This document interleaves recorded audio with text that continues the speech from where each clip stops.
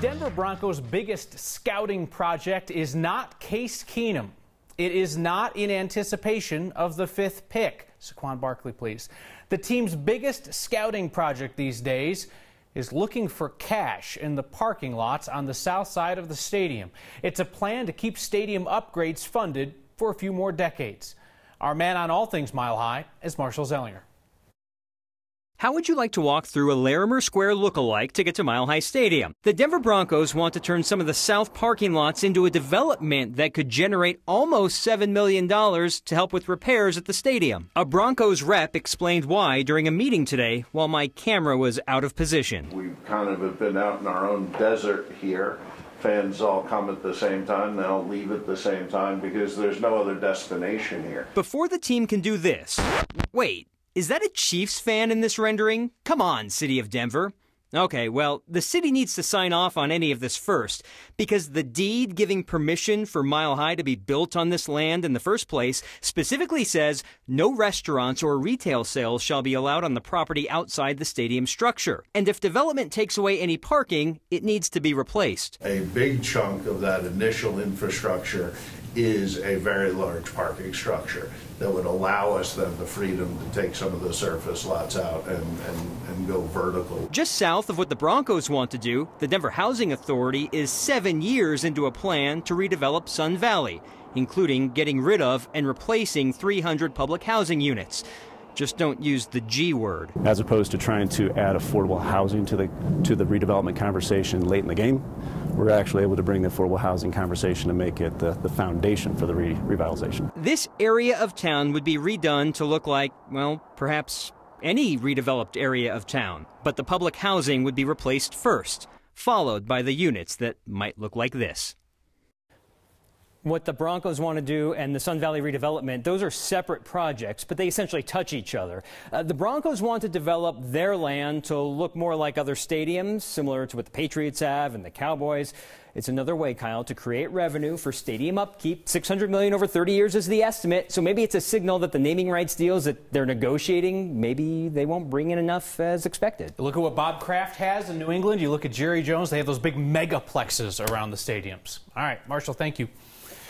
Family in Lakewood woke up to news this morning that they are related to Austin's serial bomber. Mark Condit killed himself with a bomb in Texas this morning as police closed in. Investigators think he was the guy behind 6 bombs that killed 2 people and injured 5 others.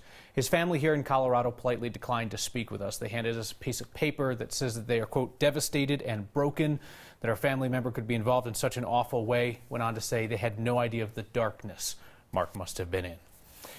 Denver Mayor Michael Hancock has repeatedly insisted he has been open and transparent about his sexual harassment scandal, and he has been largely since he got caught. But one sticking point is whether the mayor would support an independent investigation into what happened behind closed doors years ago. Our Jeremy Hohola asked the mayor point blank today as council looks at such an investigation. Would you support an investigation if City Council launches an investigation into your texting? We've always said that we have revealed as everything that we have, transparent, been open, and if City Council wants to undergo investigation, we will cooperate. We've always said that from day one. Mayor's office was clear to say today he isn't saying that he supports an investigation. He's saying he will cooperate with one. A major ally of the mayor, City Council President Albus Brooks, says we'll know more about a potential investigation by the end of the week. So speaking of the city and transparency, we have requested to show you video of how a dangerous inmate managed to run away from Denver Sheriff's deputies while at the hospital. It's a video that would likely show who messed up and how. Sheriff's office has been recently criticized by the Independent Monitor for not being straight with the public in such situations. The city rejected our request for the video. Here again is 9 Wants to Know's Jeremy Hohola. When law enforcement really wants a suspect's image out there, we usually get video, like in dangerous bank robberies or holdups, sometimes within hours. But not so much when someone makes a mistake.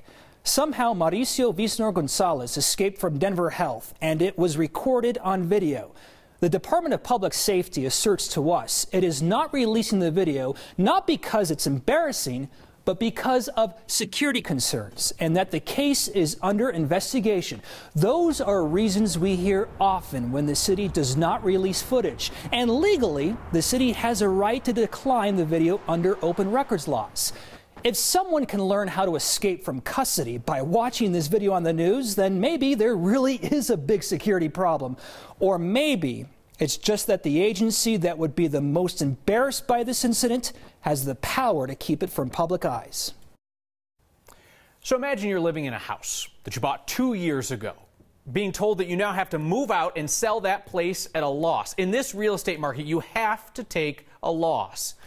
It turns out that is precisely what's happening to at least a handful of homeowners in Denver. Our Brandon Ritterman explains some people have purchased houses that are part of the city's affordable housing program, and they never knew it.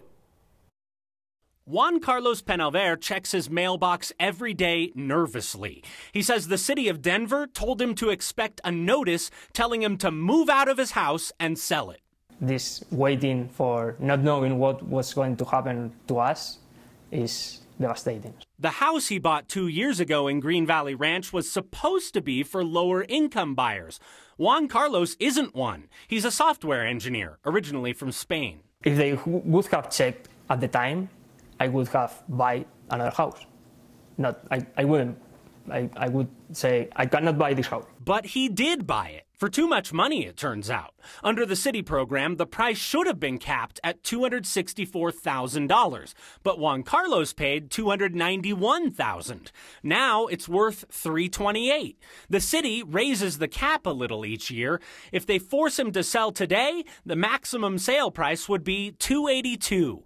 Instead of a profit, Juan Carlos would have to eat a $9,000 loss and lose his family's home. This is my house, and it's not just money, or it's like we have all our stuff, our friends here. Whose job is it to make sure that I know I'm buying a restricted home? Ultimately, it's a purchase, and it is buyer beware. Derek Woodbury with the city says the price restrictions come from a covenant, an agreement between developers and the city. But it's been mainly up to buyers and sellers to enforce it. There are 1,200 homes in this program. Until a year ago, the city only had one part-time employee making sure people followed the rules. The city's checking more closely now and finding more problems. There are a few out there then have fallen through the cracks. Is that fair to say? Well, what's fair to say is, it's critically important to read the fine print on any real estate transaction that you make. It's not in the fine print. Not in this case. Rob McGow is Juan Carlos's lawyer. We intend to fight. Unlike other cases he's worked on, he says the restrictions weren't overlooked. They were missing from the paperwork that Juan Carlos signed when he bought this house. Because of that, he argues the restrictions shouldn't apply, but the city wants to protect this affordable housing program. It's not our intent in the city in any regard to put people out and to push them out of their homes, but it is our intent to maintain the affordability of these units. The city has taken the position that they don't have any responsibility for this issue, and I think that the time for the city to take responsibility is coming soon. For now, Juan Carlos is waiting for the city's next move to come in the mail. For Next, I'm Brandon Ritterman. The real estate agent who sold that house to Juan Carlos told us the previous owner also had no idea the house was part of the affordable housing program. The city says it has not yet gone to court to force anybody out of a home yet. They have 8 open cases at the moment. They say they keep finding more and more suspicious sales prices, but they would not tell us how many. A month after the hacking attack that paralyzed Sadat's computers, the state tells us 93% of them are up and running again. I told you how that computer system shutdown has impacted Sadat's ability to do basic things like pay its workers and to tell you whether the company involved in the Florida bridge collapse worked on bridges here. So every time the government needs money for a program, we hear people ask, well, why didn't pot taxes fix that? Pot taxes can't fix everything. There's a finite amount of money. It goes to schools, grants, the state legislature, and local governments. We had a concrete example of that today. That's a road surface joke. City of Denver kicked off paving season, and the city says thanks to pot tax revenue, city can pave 50 additional blocks in Denver, an extra $1.2 million. Pot money filling potholes. Small percentage of the $27 million the city has set aside for street paving this year. They're looking to improve 85 city blocks. Work downtown begins in May. Banning a word, an old word, from state law. It happened today. The Colorado School of Mines actually has a class on space mining. Like, sign me up, like Armageddon, right? And we go in search of the longest and shortest streets in Denver to answer a viewer's question. I bet you've got a good guess for the longest street, but can you also name the shortest? Email me during the break, next at 9news.com, or use the hashtag HeyNext.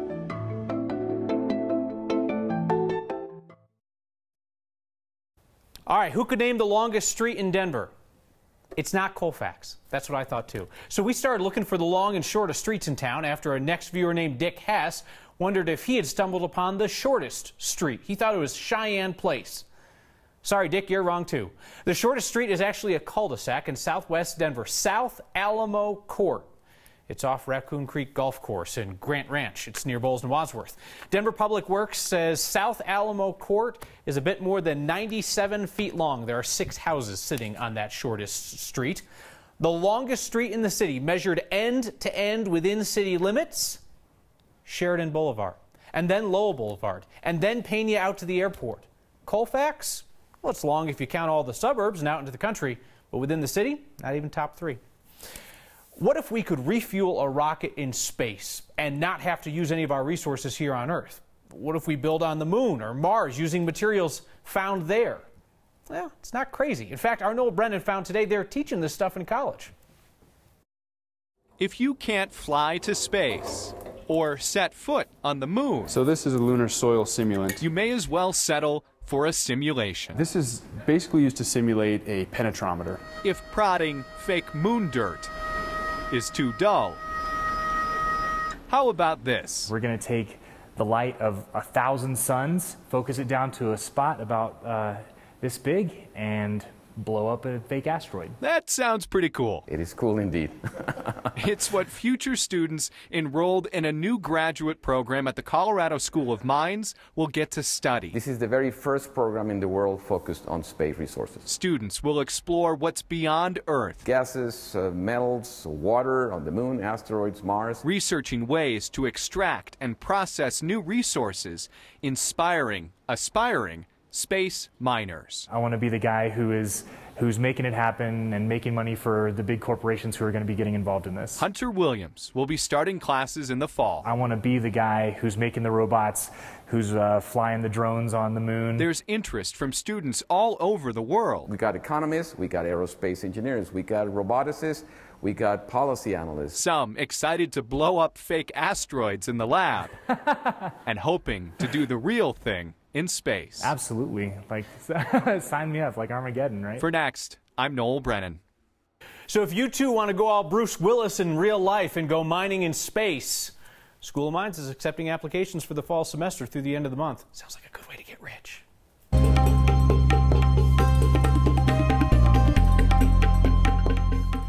Embracing the first full day of spring, yes, with a little bit of cloud cover, but also lots of sunshine and temperatures in the 60s. A beautiful evening tonight and temperatures tomorrow even warmer, low 70s forecast, ahead of a storm that may bring some more beneficial moisture to us come the weekend.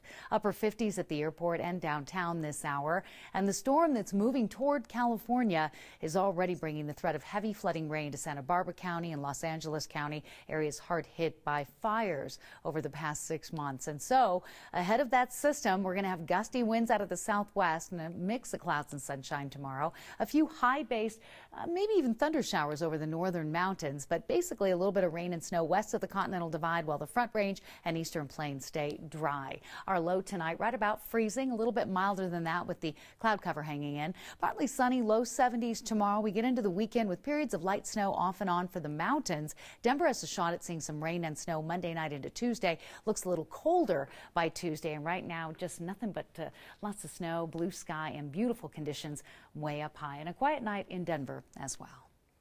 A new leader at the Museum of Nature and Science is bringing some buzz to the place. You know, because I have a PhD in bumblebees, on bees. Hey, I can make that joke now. I'm a dad.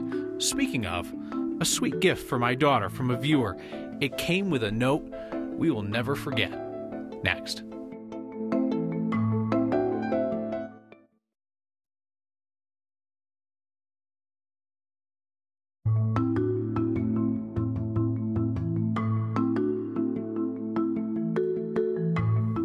Governor Hickenlooper has signed a law removing the R word from state statutes, replacing it with the modern intellectual and developmental disability. Didn't cost you a dime, but it's worth so much to people who are tired of being devalued with an old slur. We could show you the official bill signing video, but this selfie's so much better. Erin Brewer from Frederick with her governor on a good day, celebrating a bit of progress on this World Down Syndrome Day. Denver's Museum of Nature and Science hasn't had anybody in charge of their research and development for a year. A long search came to an end with a candidate who has an interesting background. Everything we do, which I love about this museum, is for the community. My name is Gabriela Chavarria. I, oversee the research and collection. We have about 13 curators doing science in zoology, in earth sciences, space science, and anthropology.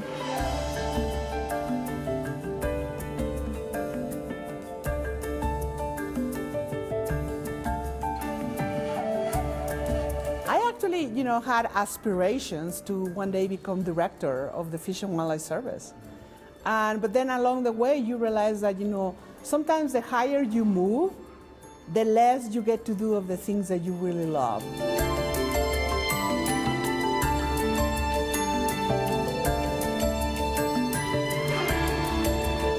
I needed to feel supported.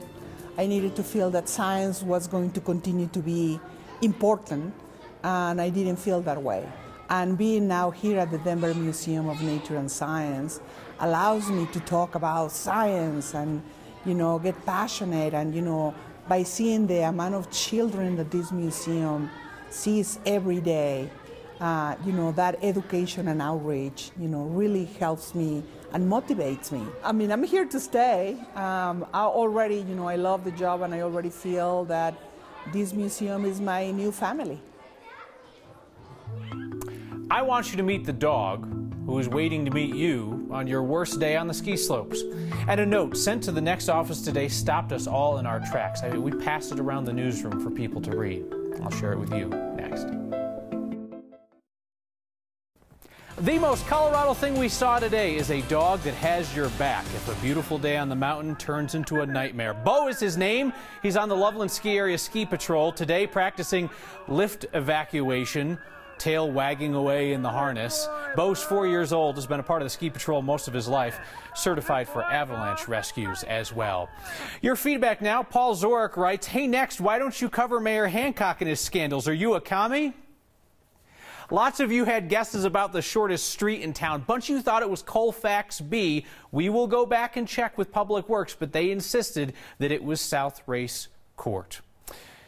You would not know it from watching the evening news, but the people who do wrong in this world are vastly outnumbered. Kindness and goodness are everywhere.